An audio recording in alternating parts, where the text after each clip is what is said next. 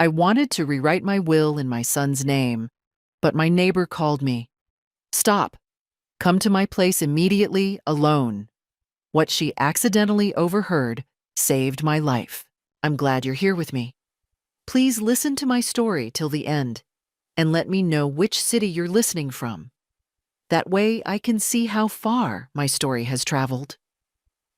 My life had been quiet and predictable for the past 3 years since my husband Robert passed away. I lived alone in our modest 2-story house in the Portland suburbs, the same house where we'd raised our son Brian. The mortgage was paid off decades ago, and between Robert's pension and my Social Security, I managed comfortably. Not wealthy, but secure. Brian visited once a month, sometimes with his wife Crystal. They'd stay for Sunday dinner. We'd talk about their jobs, their plans. Crystal worked as a dental hygienist, Brian in middle management at a logistics company. They seemed happy enough, though they'd mentioned several times lately that they were stretched thin financially. I'd offered small loans here and there, which they'd accepted gratefully. But something had shifted in the past few weeks. It started small. Brian called more frequently, asking casual questions about my health, my finances, whether I'd updated my will recently. Just making sure everything's in order, Mom, he'd say. You're not getting any younger. The words felt caring on the surface, but something in his tone made my stomach tighten. Then Crystal started joining these conversations, her voice sugary sweet. Margaret, have you thought about simplifying things? You know, making sure Brian doesn't have to deal with complications when, well, you know. When what? When I died? I was 68 and in good health, not on death's door. 2 weeks ago, they visited unexpectedly on a Tuesday evening. Brian suggested I meet with their lawyer friend to update some documents. Crystal squeezed my hand and smiled.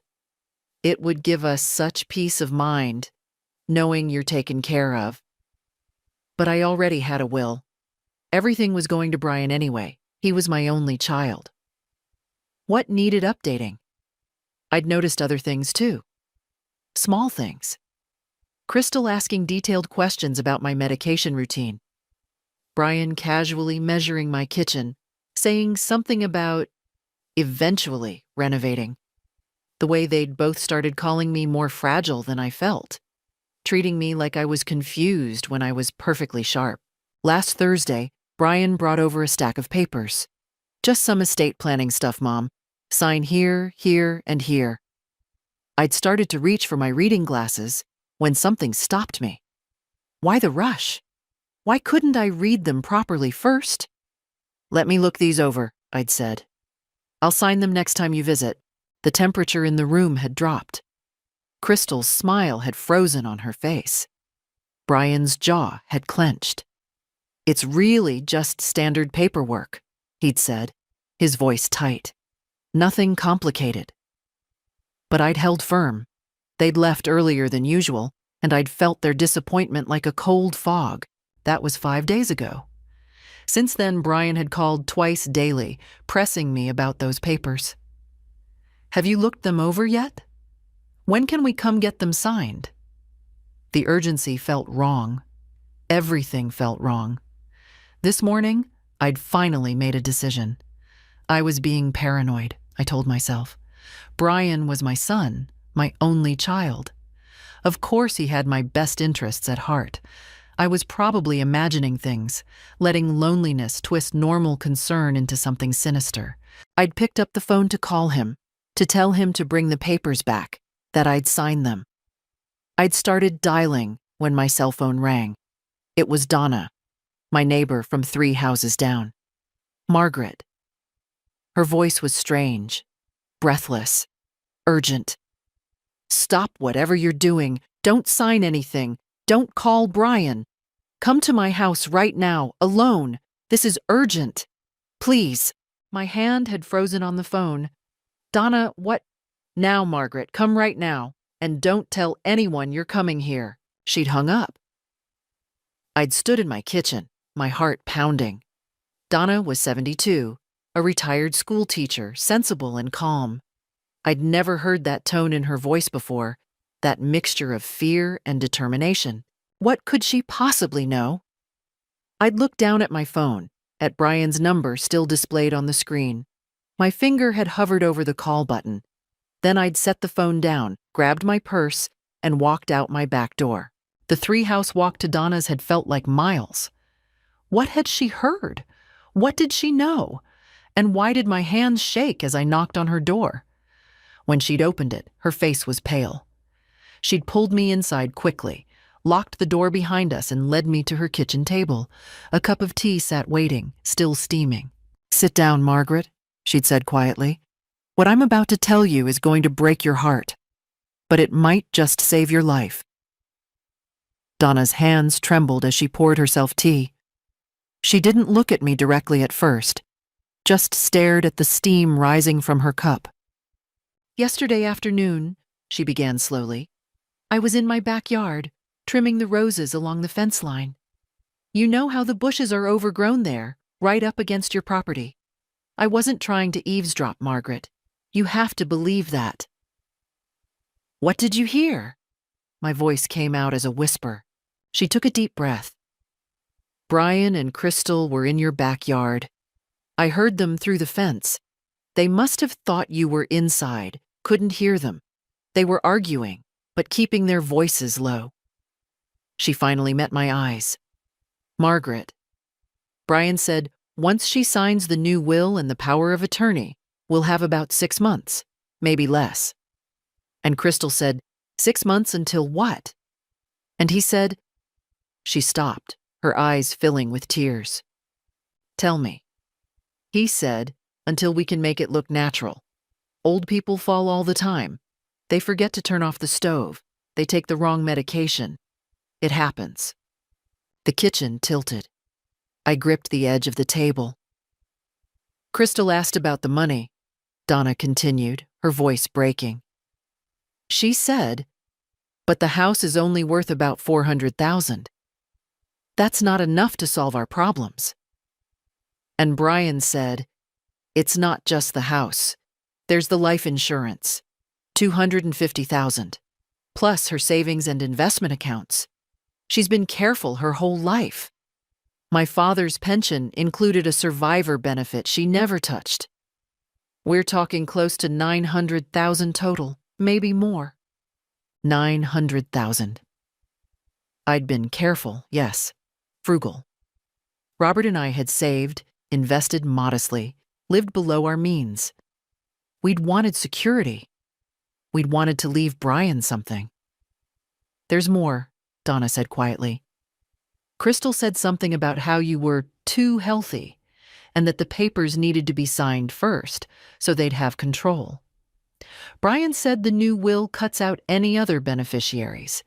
He mentioned something about a charity you'd planned to leave money to.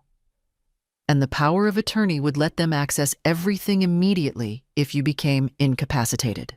The Humane Society. Robert and I had pledged 10% to them, $100,000. We'd loved animals all our lives. They talked about timing," Donna continued. "Crystal said, what if she already told someone about the charity?" And Brian said, "She hasn't. I checked her current will at her house last month when she was at the grocery store. Once the new one is signed, the old one becomes void."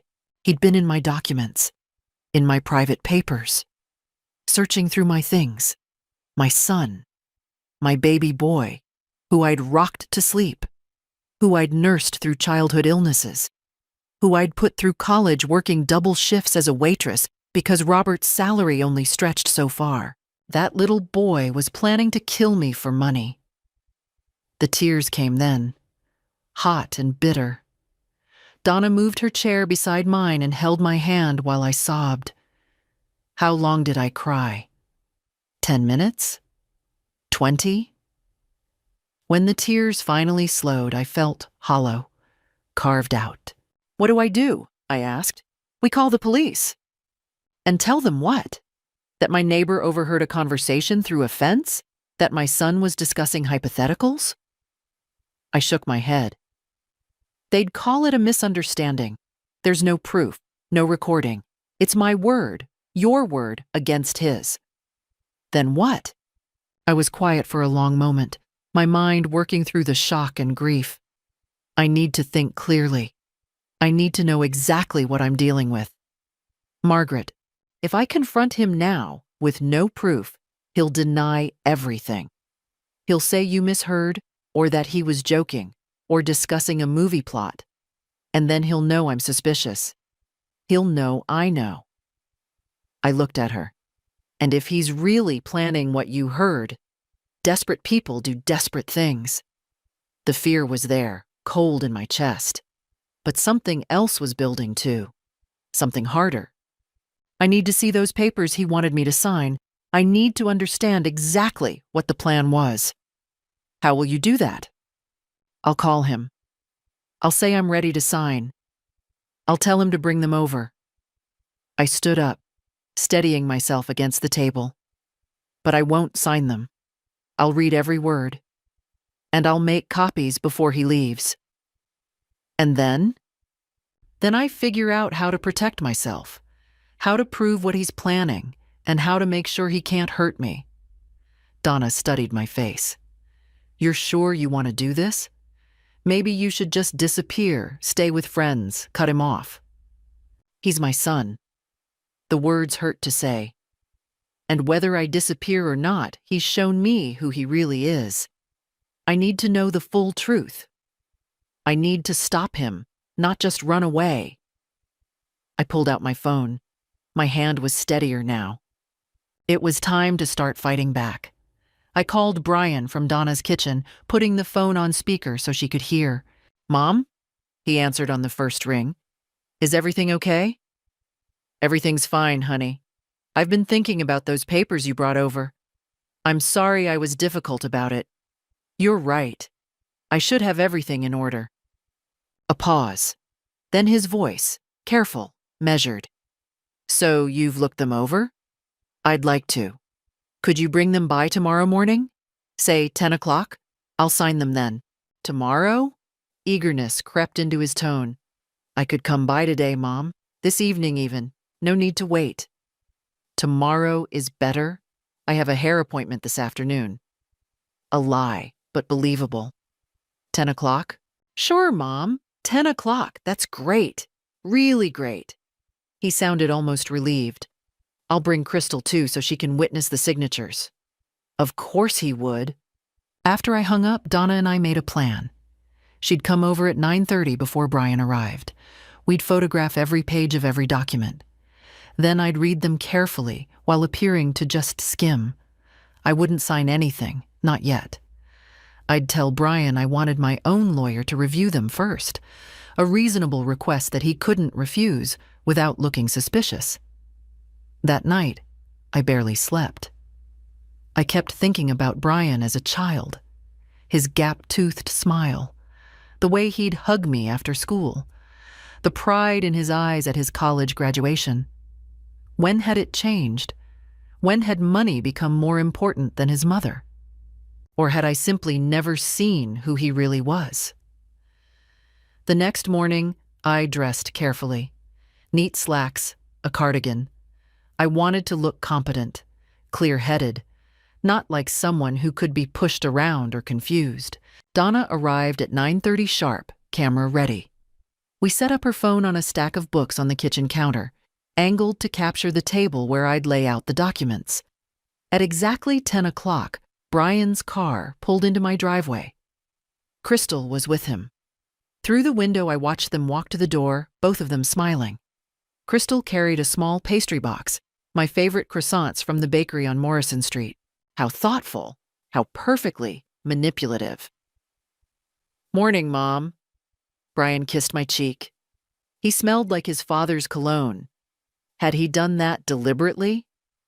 You look great. Feeling good? Just fine. I led them to the kitchen. Coffee? We brought breakfast.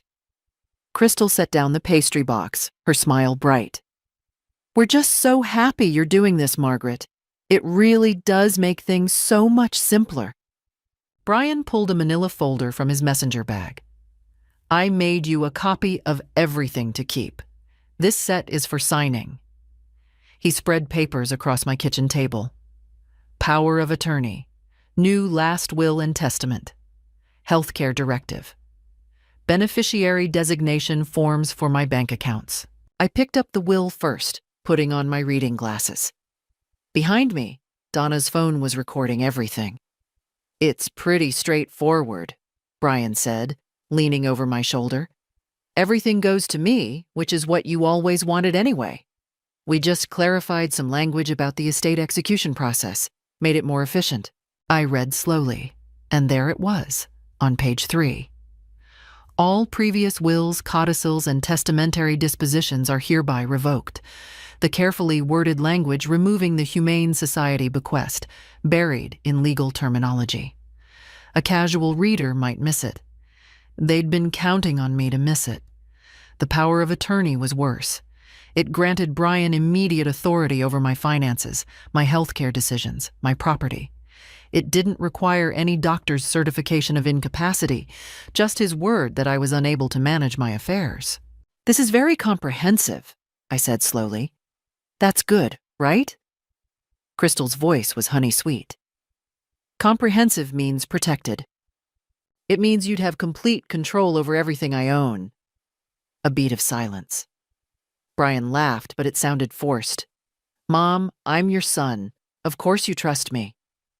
Of course. I set down the will and picked up the healthcare directive.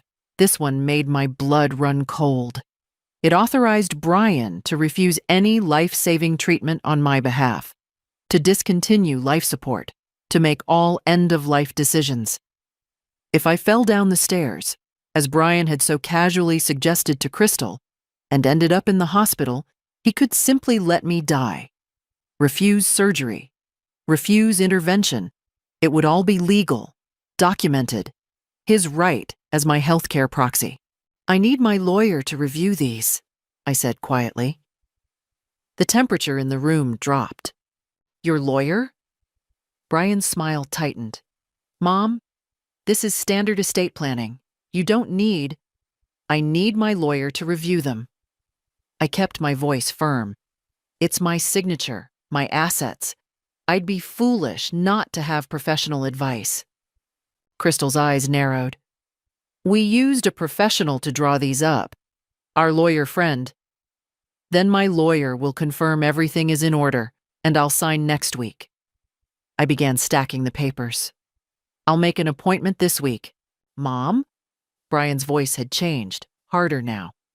These documents need to be signed and notarized together. If you wait, then we'll wait and do them together next week. I met his eyes. Brian, I'm not confused, and I'm not being difficult. I'm being responsible. You should appreciate that. He stared at me. For just a moment, I saw something flicker across his face. Anger, frustration, maybe even hatred. Then the mask slid back into place. Of course, Mom. Whatever makes you comfortable. He gathered the papers stiffly. Call me after you meet with your lawyer. They left quickly, Crystal's goodbye notably cooler. Through the window, I watched them sit in the car for several minutes, talking animatedly. Brian's hands gestured sharply. Crystal shook her head. They knew something had changed. They knew I was stalling, and that made me dangerous to them. Donna emerged from the hallway where she'd been hiding. I got everything on video. Good. I was already pulling out my laptop. Now I need to find a lawyer, a real one. Someone who specializes in elder abuse. Elder abuse? That's what this is. Financial exploitation, attempted fraud, and conspiracy to commit. I couldn't say the word. Murder. My son was conspiring to commit my murder. The point of no return had passed. Now I was fighting for my life. Monday morning, I sat across from Patricia Chen, a lawyer Donna had found through her church. Patricia specialized in elder law and had a reputation for being tough and thorough. Her office was small but professional, filled with files and law books. I'd brought everything, the documents Brian wanted me to sign, my current will, my financial statements, and Donna's video recording. Patricia watched the video twice, her expression growing darker. "This is legally admissible as evidence in Oregon," she said finally. "Your neighbor recorded a conversation she accidentally overheard on her own property. That's not wiretapping. It's simply documenting what she witnessed." "What do I do?" "Several things, immediately." Patricia pulled out a legal pad. "First, we file a new will today, explicitly stating you're of sound mind and acting without coercion. Second, we establish a durable power of attorney naming someone other than Brian, a professional fiduciary, or a trusted friend. Third, we notify your bank to flag any attempts to access your accounts. Fourth, we document everything, every phone call, every visit, every interaction with your son. Will that be enough? To protect your assets? Yes. To prosecute him?" She hesitated. "That's harder. What your neighbor overheard is deeply disturbing, but conspiracy charges require proof of concrete steps toward the crime. Right now, they've taken steps toward financial fraud, but not toward physical harm. So I just wait for him to try to kill me? No. You document, you protect yourself, and you build a case. Has he had access to your home? Keys?" "He has a key, from when Robert died, in case of emergency. Change your locks today. Install security cameras.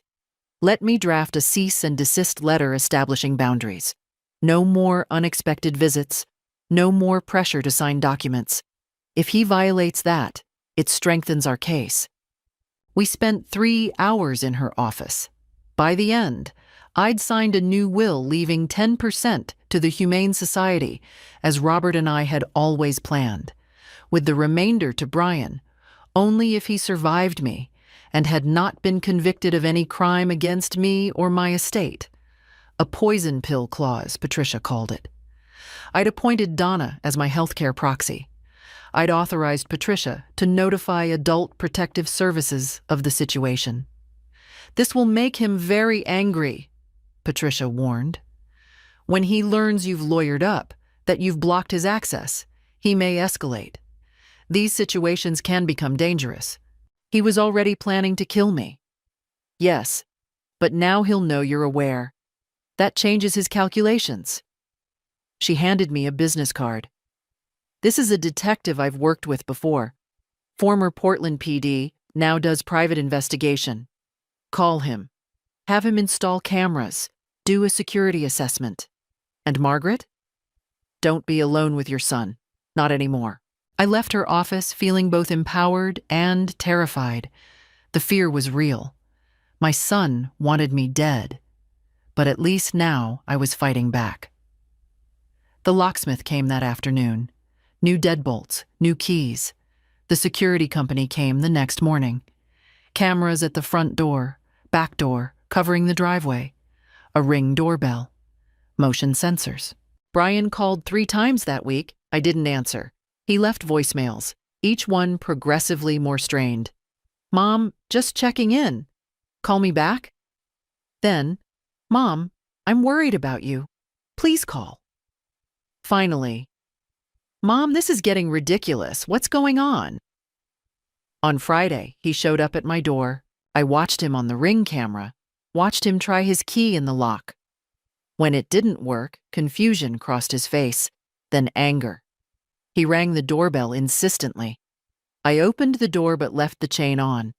"Hello, Brian." "Mom?" His smile was forced. "What's with the new locks?" "Home security upgrade. The police recommended it." "The police? Why were the police here?" "Community safety meeting. They suggested better locks for seniors living alone." The lie came smoothly. "You could have called me. I would have installed them." He tried to peer past me into the house. "Can I come in?" "Actually, now isn't a good time. I have an appointment." "An appointment? With who?" "My lawyer." His face went rigid. "Your lawyer? About what?" "About my estate. I've decided to make some changes." The mask slipped. For just a second, raw fury flashed across his face. What kind of changes? That's between me and my attorney. Now, if you'll excuse me. Mom? He grabbed the door, stopping me from closing it. We need to talk about this. Take your hand off my door, Brian. Not until you tell me what's going on. Did someone put ideas in your head? That busybody neighbor of yours? Because I'm your son. Everything I've done has been for you. Your hand off my door. Crystal appeared behind him on the porch. Margaret, we're just concerned. You're acting paranoid. I'm acting prudent, and I'm asking you both to leave. Fine. Brian stepped back, but his eyes were hard. But you're making a mistake. A big mistake. We're family. We're supposed to trust each other. Trust is earned. They left, but Crystal looked back at me from the sidewalk. Her expression was calculating, cold. They sat in the car again, talking. Brian's face was red, animated. He slammed his hand on the steering wheel. Then they drove away. I closed the door, locked all 3 locks, and sat down, shaking. Donna came over within 10 minutes. She'd been watching from her window. That was dangerous, she said. I know. What if he'd forced his way in? The cameras are recording. Patricia said we need documentation. I showed her my phone, where Ring had captured everything. Brian's aggression, his attempt to use his old key, his refusal to leave when asked. You need a few days away from this, Donna said. You're running on adrenaline. It's going to crash. She was right.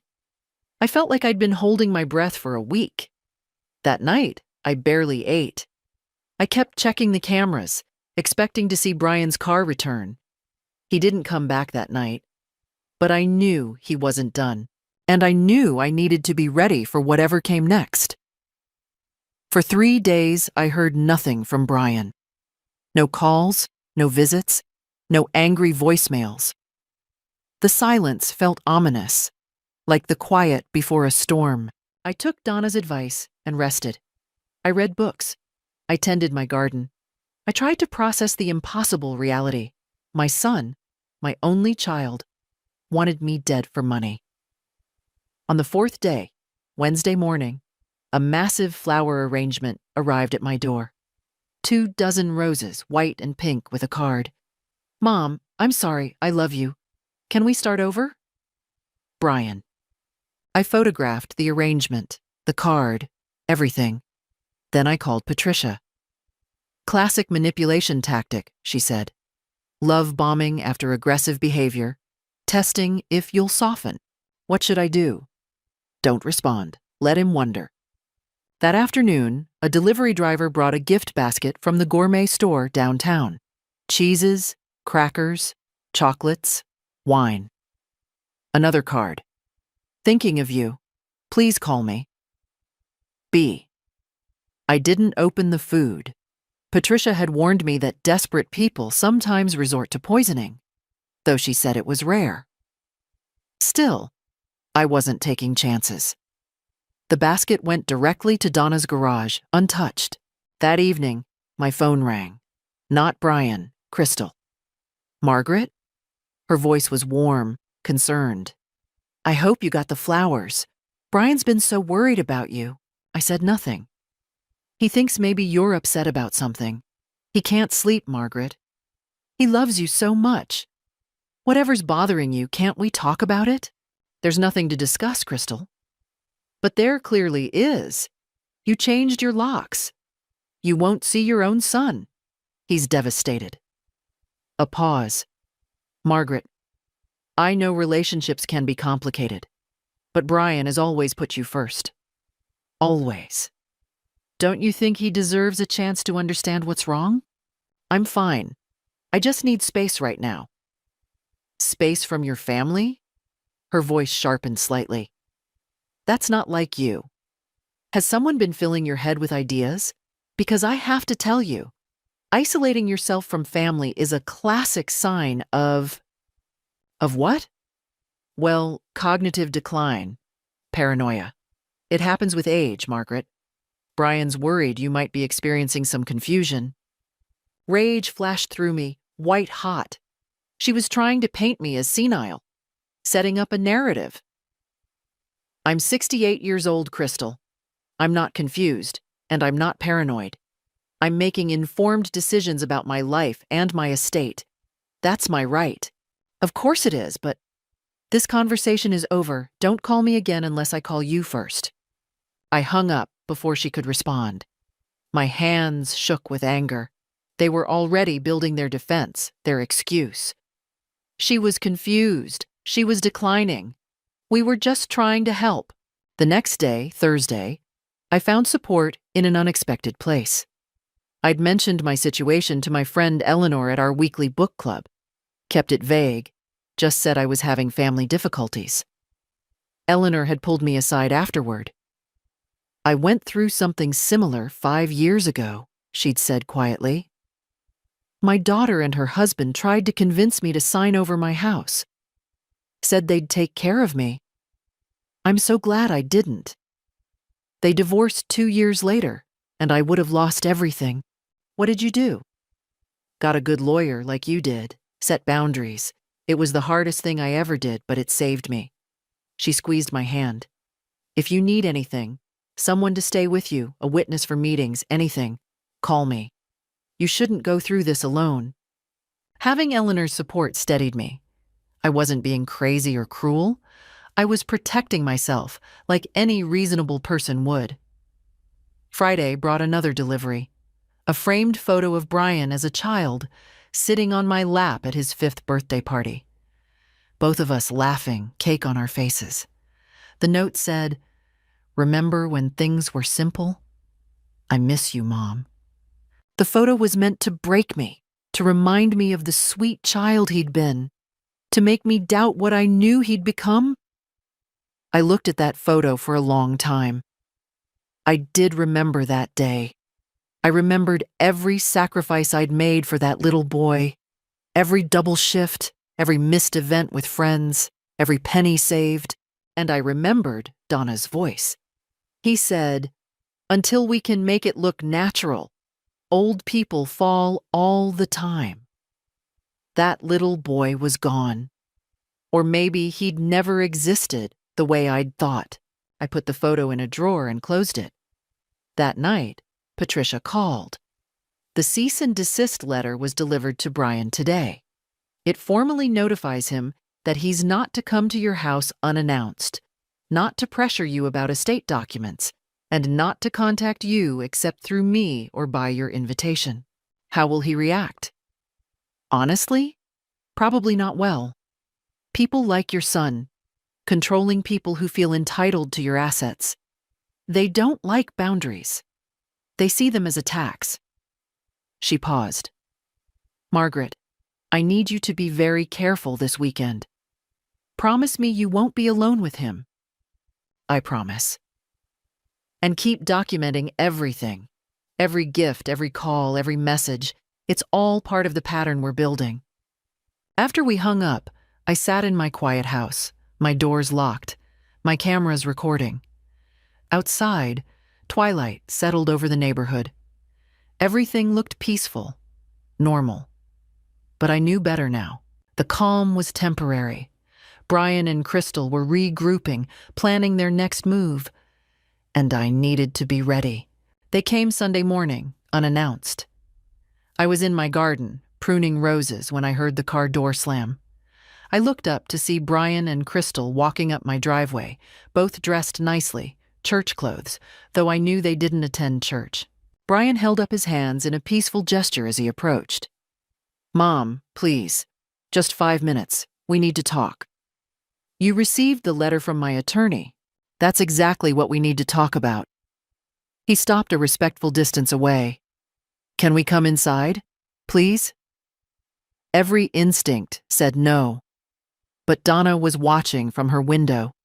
We'd arranged that after Patricia's warning. Eleanor had given me a personal alarm that connected to her phone, and all my cameras were recording. We can talk out here. The neighbors can hear whatever you have to say. 5 minutes, Brian, that's all. He exchanged a glance with Crystal, then nodded. They followed me to my patio table, where I'd been having morning coffee. I didn't offer them any. Mom, I don't understand what's happening. Brian's voice was pained, confused, an excellent performance. That letter from your lawyer, it made it sound like we've been harassing you, like we're enemies. We're not. We're your family. The letter establishes boundaries. But why do we need boundaries? Since when can't I visit my own mother? You can visit, with notice, at reasonable times. Crystal leaned forward, her face sympathetic. Margaret, we're worried about you. These sudden changes, the locks, the lawyer, pushing away your family. They're concerning. We love you. We just want to make sure you're okay. I'm fine. But are you? Brian's tone shifted, became more intense. Because fine people don't suddenly act paranoid. Fine people don't cut off their only son for trying to help them plan their estate. I'm not cutting you off. I'm establishing healthy boundaries. Healthy? Crystal laughed, but there was no warmth in it. What's healthy about refusing to let your son in your house? About changing locks without telling him? About running to a lawyer the moment he tries to help you? Help me? I felt my temper rising. Is that what you call it? Yes. Brian stood up, agitated. That's exactly what it is. Mom, you're 68 years old. Dad's been gone 3 years. You're alone. Something could happen to you, and nobody would even be able to get in to help. Those papers I asked you to sign? They were just practical preparations. They were designed to give you complete control over my life and my assets. Silence fell. Brian stared at me. Who told you that? I can read, Brian. I had an actual attorney review those documents. They weren't simple estate planning. They were a power grab. His jaw tightened. A power grab? I'm your son. And that entitles you to what exactly? My money? My house? The right to make medical decisions for me whether I want you to or not. Crystal stood up too, her friendly mask cracking. Ungrateful. That's what you are. Do you know how many children abandon their elderly parents? Brian has been here for you. He calls you. He visits you. He cares what happens to you. And this is how you repay him? I never asked to be repaid for being a mother. No, but you clearly have no problem punishing your son for trying to be a good son. Her voice had risen. You're acting like he's trying to hurt you when all he's ever done is love you. Is that what you think he's trying to do? I asked quietly. Love me? Of course! Crystal was nearly shouting now. What else would he be doing? Stealing from me, controlling me, planning my death. The words hung in the air like a bomb. Brian went very still. What did you say? I said you're planning my death. For the money. That's insane. But his voice had changed, become flat, dangerous. That's absolutely insane. Who put that idea in your head? Nobody put it there. I know what you're planning. You know nothing. He stepped closer, and for the first time, I felt physically afraid of my son. You're a paranoid old woman who's been listening to gossip. I heard you, Brian. The lie came out smoothly. In the backyard, talking about making it look natural, about falls and medication errors. His face went white, then red. You couldn't have. But I did. Crystal grabbed his arm. She's bluffing. She has to be bluffing. But Brian was staring at me with pure hatred now, all pretense gone. You've ruined everything. You stupid, selfish. He caught himself, breathing hard. Get out of my yard, I said quietly. Both of you. This isn't over, Crystal hissed. You can't cut Brian out. He's your son. He has rights. He has no rights to my assets while I'm alive and after I'm dead? I smiled coldly.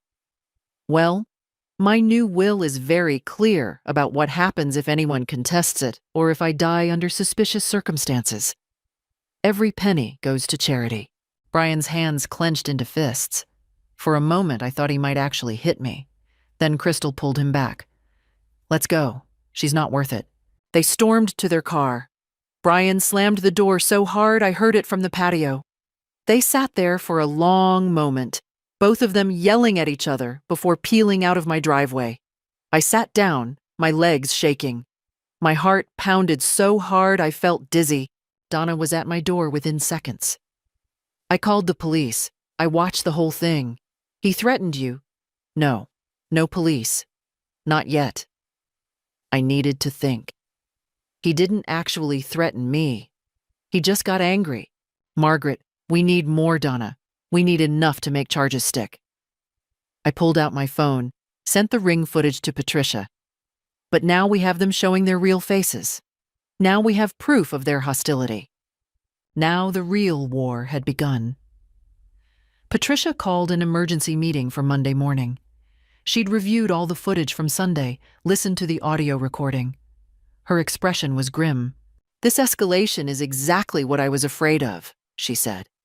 They've dropped the pretense. Now they're desperate and angry. That makes them dangerous. What do I do?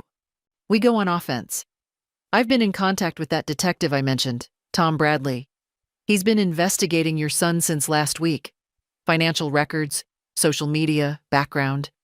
He's found some interesting things. She opened a folder and spread documents across her desk. Bank statements, credit card records, loan applications. Your son is in serious financial trouble. He and Crystal have over $90,000 in credit card debt. They took out a second mortgage 2 years ago. They've got a car loan they're behind on. Crystal's been gambling. Online poker, casino trips to Spirit Mountain. They're drowning. I had no idea. They hid it well. But 6 months ago, Brian started researching Oregon estate law, inheritance procedures, and... She paused. How to contest wills and establish mental incapacity in elderly parents. My stomach turned. He also downloaded several articles about accidental deaths in elderly people, false statistics, medication interactions, all deleted from his computer, but Bradley was able to recover them. That's premeditation? Yes. Combined with the recording of their conversation, the aggressive documents he tried to get you to sign, and the pattern of escalating behavior, we have enough to go to the police. More specifically, to the district attorney. Will they prosecute? Bradley thinks so. The DA's office has been cracking down on elder financial abuse. This case has conspiracy, attempted fraud, and credible threat of harm. It's exactly the kind of case they want to make an example of. My hands trembled. If we do this, there's no going back. Brian goes to prison. If you don't do this, Brian might succeed in killing you. She was right. I knew she was right. Okay, I whispered, do it. The meeting with the DA happened Wednesday. I sat in a conference room with Patricia, Detective Bradley, an assistant district attorney named Marcus Wells, and 2 investigators. They recorded my statement. I told them everything. Donna's overheard conversation, the fraudulent documents, the escalating behavior, the confrontation in my yard. They showed me what they'd compiled. Brian's financial records, his search history, witness statements from Donna and Eleanor, the video footage, the timeline of his increasing desperation. Mrs. Harrison, Marcus said carefully, this is one of the most clear-cut cases of elder financial exploitation and conspiracy I've seen. Your son was systematically working to gain control of your assets and, based on all available evidence, planning to cause your death to accelerate his inheritance. Hearing it stated so baldly, so officially, made it real in a way it hadn't been before. What happens now? We arrest him. Both him and Crystal. She was complicit in the planning and execution. We charge conspiracy to commit fraud, attempted financial exploitation of an elder, and criminal conspiracy. Given the evidence of their conversations about causing your death, we'll also pursue charges of conspiracy to commit murder. When? Tomorrow morning. We wanted your consent first, but Mrs. Harrison, with or without it, we'd be moving forward. This is too serious to ignore." I nodded, numb. Thursday morning, I stayed home. Patricia called me at 10:47 a.m. "It's done. They arrested both of them at their house. Your son's being booked now." I should have felt relief. Instead, I felt hollow. That evening, Brian's lawyer called me. A public defender, since Brian couldn't afford private counsel. "Mrs. Harrison, my client would like to speak with you." "No." "Ma'am, he's your son. He's devastated. He says there's been a terrible misunderstanding." "There's no misunderstanding. He planned to kill me for money. Tell him I have nothing to say to him." I hung up. Crystal's mother called next, hysterical. "How could you do this to them? To your own son? They were just trying to help you. They were trying to rob and murder me." "That's ridiculous. Crystal would never." "The police have evidence. The district attorney has evidence. If you want to help your daughter, get her a good lawyer and tell her to cooperate with the investigation." More calls came over the next few days. Brian's childhood friends, former neighbors, people I hadn't spoken to in years, all calling to plead his case, to tell me I was being cruel, to say I'd misunderstood. Only Donna, Eleanor, and Patricia understood. "People don't want to believe that children can be predators," Patricia explained. "It challenges their fundamental worldview. It's easier for them to believe you're confused or vindictive than to accept that your son wanted you dead." The preliminary hearing was set for 3 weeks out. Until then, Brian and Crystal were both out on bail, though they'd been ordered to stay away from me. Restraining orders were in place. I should have felt safe, but I knew better. Desperate people, cornered people, didn't just give up. They got more dangerous. The night before the preliminary hearing, my alarm went off at 2:17 a.m. I woke to the sound of breaking glass. My kitchen window. My heart slammed against my ribs as I grabbed my phone, pressed the emergency alert that connected to Eleanor and to the police. Then I locked my bedroom door and crouched in the corner, phone in hand, watching the Ring camera feeds. A figure in dark clothes climbed through my kitchen window. Male, medium height. Brian. He moved through my house quietly, purposefully, checking rooms, looking for me. My phone buzzed. Eleanor. "Police are coming. 3 minutes. Stay locked in." On camera, I watched Brian try my bedroom door. Find it locked. "Mom?" His voice was soft, almost pleading. "Mom, I just want to talk. Open the door." I said nothing. "Mom, please. They've ruined everything. That lawyer, those cops, they don't understand. We can fix this. We can tell them you were confused, that you want to drop the charges. Open the door." Silence. His voice changed, became harder. "Open the door, Mom." He slammed against it. Once. Twice. The doorframe cracked, but held. "You destroyed my life. For what? You're going to die anyway. In 5 years, 10 years, what difference does it make? The money was going to be mine eventually. You selfish, vindictive." Sirens, close now. Brian cursed. I heard him run back through the house, watched on camera as he tried to climb out the window, and came face to face with police flashlights. "Hands up, get on the ground." The arrest was swift. Brian, face down on my kitchen floor, hands cuffed behind his back, screaming that I was crazy, that he was just checking on me, that I'd been in danger. The officers found the crowbar he'd used on my window, found the bottle of pills in his pocket, my prescription medication, the same pills I kept in my bathroom cabinet. Sleeping pills. Enough to kill someone if crushed into food or drink. Detective Bradley arrived 20 minutes later. By then, I was sitting on my couch, wrapped in a blanket Eleanor had brought over, giving my statement to 2 officers. Breaking and entering attempted burglary, violation of a restraining order, Bradley said grimly. And given those pills, we can add attempted murder. No bail this time, Mrs. Harrison. He stays locked up until trial. The preliminary hearing became a full arraignment. The DA added the new charges. Brian's public defender tried to argue that Brian had been worried about his mother and checking on her safety, but the evidence was overwhelming. The broken restraining order, the forced entry, the stolen medication, his recorded threats. The judge denied bail. Brian would await trial in jail. Crystal tried to cut a deal immediately. Her lawyer contacted the DA's office within days. She'd testify against Brian, admit they'd planned to defraud me, admit they'd discussed ways to accelerate the inheritance.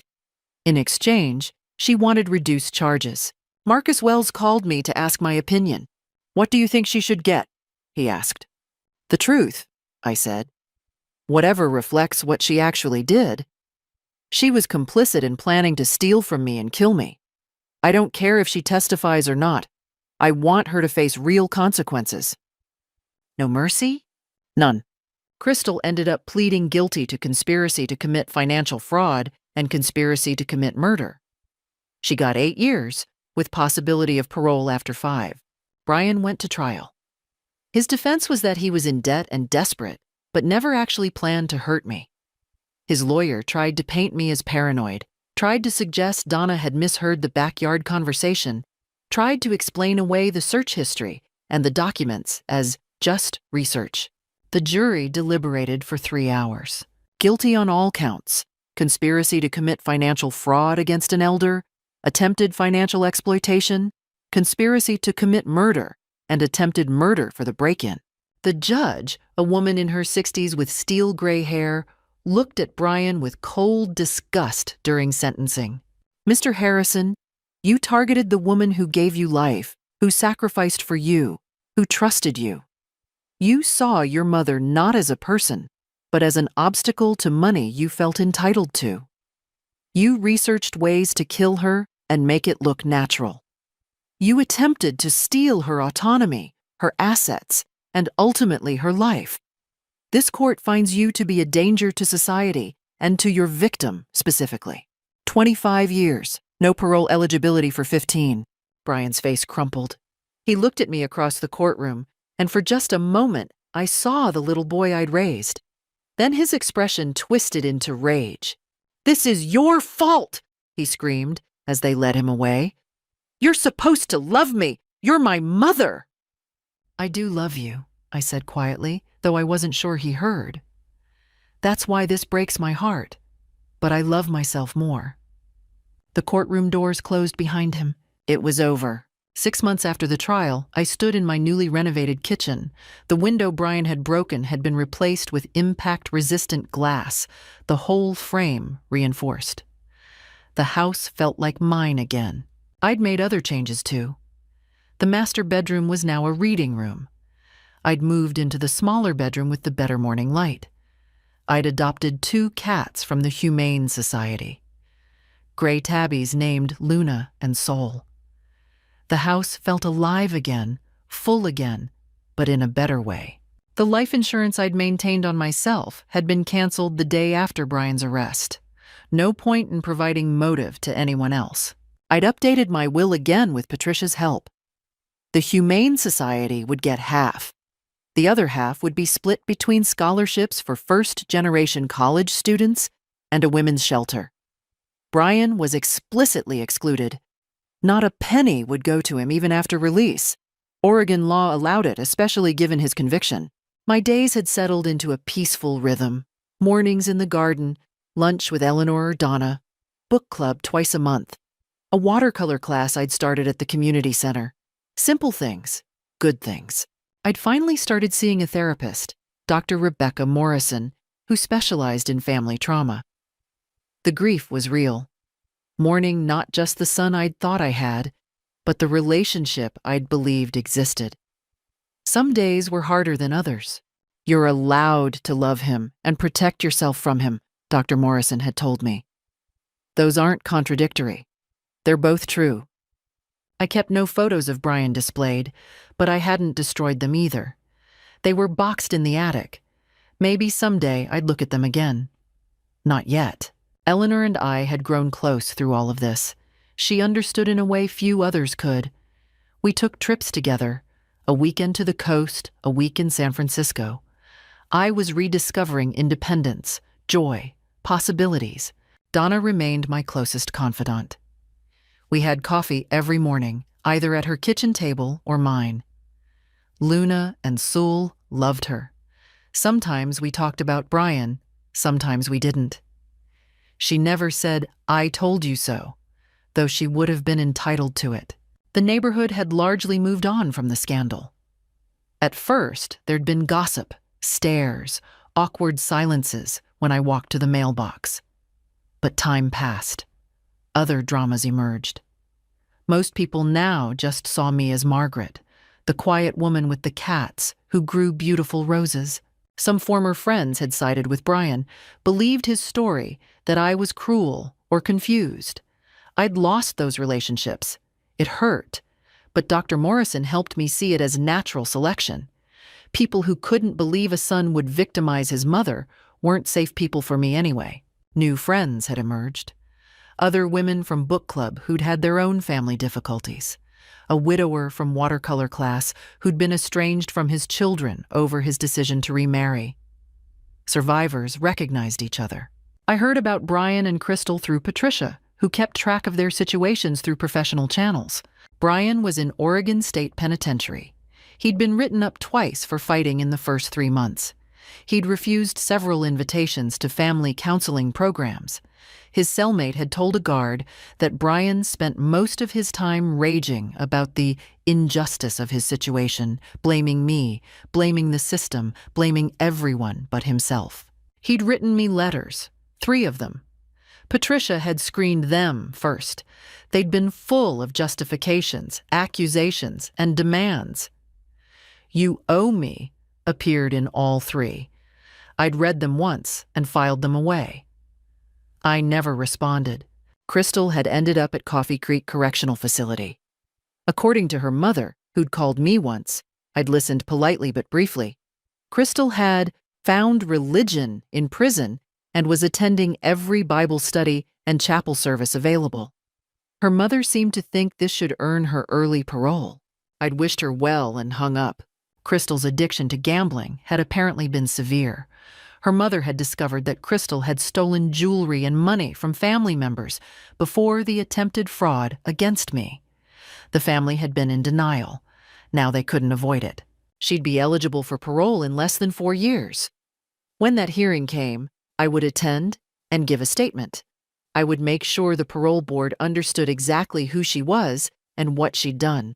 Brian's earliest possible parole was 12 years away. I'd be 80 by then. Part of me knew I might not live to see that hearing. Part of me was grateful for that.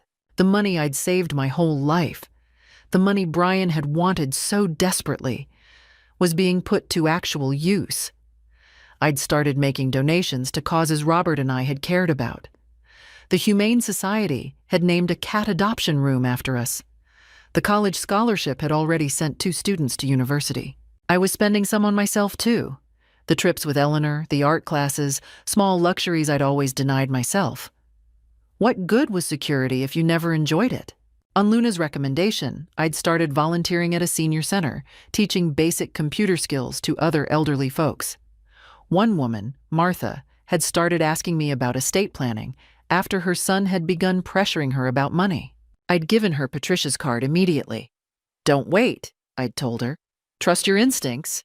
She'd updated her will that week. Maybe that was my purpose now, using my nightmare to help others avoid theirs. Some nights, I still woke from dreams where Brian was climbing through my window. But then I'd hear Luna purring beside me, feel the solid reality of my locked doors and security system, remember that I was safe. I'd survived. More than that, I was thriving. And Brian? Brian was exactly where he belonged. So that's my story. My son tried to kill me for money, and I stopped him. I protected myself, prosecuted him, and reclaimed my life. Would you have seen the warning signs? Would you have had the courage to act? Or would you have trusted family over instinct? I hope you never have to make that choice. But if you do, choose yourself. Choose safety. Choose survival. If this story resonated with you, please leave a comment below. Share your thoughts, your experiences. You're not alone in these struggles. And if you want to hear more stories like this, real stories about real people facing impossible choices, subscribe to my channel. I share these truths so others can recognize danger before it's too late. Thank you for listening. Thank you for believing me. And remember, family should be safe. If they're not, you have every right to protect yourself. Stay safe out there.